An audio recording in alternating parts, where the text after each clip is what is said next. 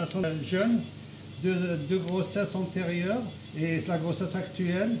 Il y a une notion d'un curtage qui a été fait auparavant. La patiente arrive dans un état altéré. L'examen clinique a une péritonite. L'équipe a intervenu en urgence par la parotomie et on voit à l'ouverture un sac amniotique qui saille avec un œuf totalement à l'intérieur de la cavité. On va essayer donc de suivre cet œuf-là et on voit qu'il est totalement un œuf à l'intérieur, certainement. Voilà, le fœtus, il est là, on le sent, il a une tête, oui. Mais certainement donc il est déjà donc sans activité cardiaque. On voit que cet œuf-là, on va essayer on ne peut pas le faire revenir à l'intérieur. Voilà, on le voit ici. Là, on voit que l'œuf est totalement décollé. Il s'agit certainement donc d'une rupture utérine qui a berge assez large. On serait obligé donc de compléter l'état de la maman, on l'oblige. Voilà. Et voilà, on a l'œuf qu'on va le faire sortir. Voilà l'œuf à l'extérieur. On voit le fœtus, l'œuf dans sa totalité. Apparemment, à l'admission, il y avait une notion de grossesse arrêtée, donc notée ce jour-là. Directement vers l'utérus. Dans cette situation, l'utérus est revenu à son état pelvien. Regardez. Oui. Ah, c'est vraiment exceptionnel comme cas. Parce qu'on voit ici, c'est au niveau de la berge de perforation que l'œuf a été expulsé. À partir de la berge de perforation, que l'œuf a été expulsé, et c'est au niveau phendique. Cette observation est vraiment exceptionnelle.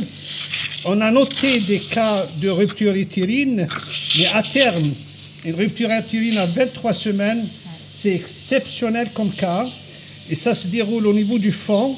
C'était certainement une perforation large qui n'a pas été diagnostiquée. Sinon, elle a été diagnostiquée, mais un traitement par expectative a été réservé à la patiente.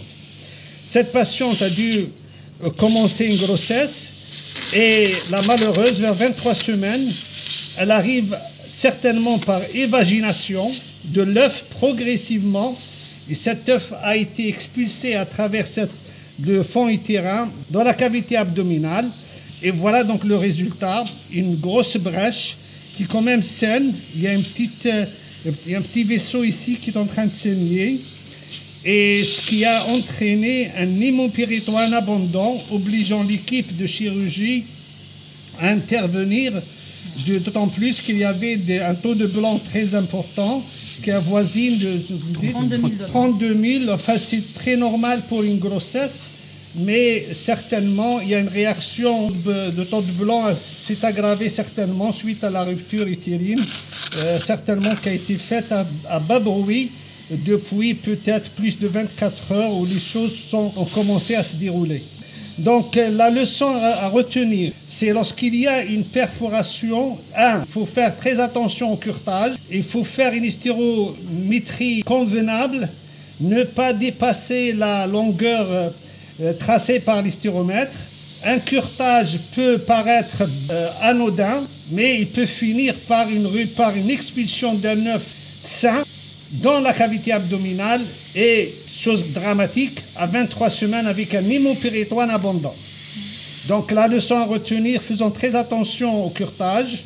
Et lorsqu'il y a une perforation, un look cilioscopique de nos jours est facile.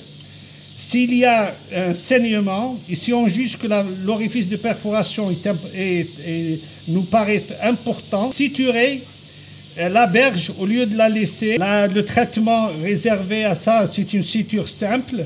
Ça va être en deux plans, en extra muqueux, et il faut donc rapprocher. Et la prochaine fois, cette patiente, bien sûr, doit être surveillée et césarisée préventivement vers 38 semaines. est en train donc de s'éturer. On a utilisé un fil semi-résorbable 1, donc numéro 1. Et là, on fait en deux plans. Un plan franchement musculaire. Voilà, attendez, s'il vous plaît. Et l'autre au niveau de la cireuse. Au niveau de la cireuse, bien sûr, allez-y, allez-y. Voilà, il faut fermer correctement parce qu'il ne faut pas encore que ça cède la prochaine fois. Oui. Voilà, on vient de l'hémostase correcte, comme vous voyez. Et la patiente, bien sûr, va fermer. Et on va peut-être laisser un surgicel à ce niveau-là, donc on va couvrir le fond utérin pour essayer de parfaire l'hémostase, quoique l'est assez normale. Voilà. On vient donc d'ouvrir le sac. Et voilà donc le fœtus. Ça va, ça va. Voilà donc un fœtus de sexe féminin avec un cordon, un placenta normal, donc sans malformation, et doit faire dans les 600 grammes. On voit ici quelques signes de macération qui commencent superficiels. Ça traduit une mort qui remonte à plus de 4-5 heures. Des zones. Et on voit du méconium qui sortait, traduisant donc la souffrance et la mort. On ne la voit pas correctement. Il n'y a pas d'épanchement au niveau pelvien. En échographie endovaginale, on voit l'utérus, on le voit correctement ici, le col, la cavité, donc le col utérin, avec des calcifications à ce niveau-là, qui peut-être semblent être, c'est antérieur peut-être, à noter que la rupture s'est déroulée au fond, à ce niveau-là, en intramyométrie. On voit se dessiner donc la cavité, on la voit, voilà la cavité avec une petite hématométrie, voilà la cavité au niveau de l'isthme, le col. L'utérus ne montre pas de particularité, il fait 75 sur 44. La patiente sera mise sous contraception pour une année et par la suite, s'il y aura une grossesse, doit être suivie en espérant qu'il n'y aura pas de récidive.